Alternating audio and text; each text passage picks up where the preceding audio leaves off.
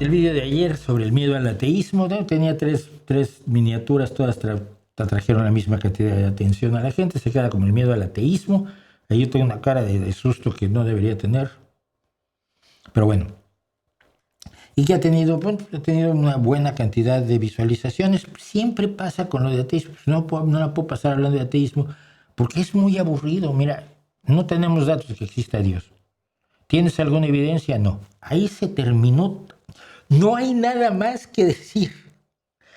Yo no creo que exista Dios porque no hay evidencias al respecto. ¿Tienes evidencias sólidas, contundentes, que me demuestren la existencia de tu Dios en concreto, el que tengas, el que se te ocurra? Si la tienes, enséñamela. Si es una evidencia sólida, lo aceptaré. Si no lo es, no lo acepto. Punto. No, es que ahí se condensa todo y luego son horas y horas y horas de estar aguantando ante ateos y ante teístas y religionistas y sacerdotes y imames y rabinos y todo tipo de cascajo humano. Ay, no, es que esto es mejor, es que mi religión sí es bonita. Ay, no, la mía no es una religión, es una filosofía porque yo soy budista.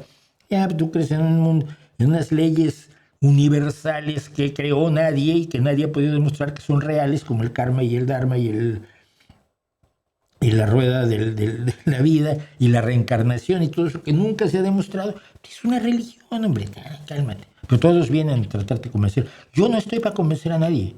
Yo simplemente cuento cómo veo yo las cosas y si te sirven, qué bueno, y si no, pues mira.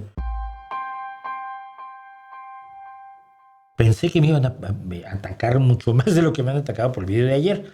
Sobre todo porque toco personajes sagrados, apologistas y filósofos y gente que tiene muchos seguidores y gente que babea cuando los... ¡Ay, un video de fulanito! ¡Ay, es que es un genio! Y unos no son genios, pero bueno, eso yo no estoy para decirlo, pero que de hablar de ellos molesta a la gente.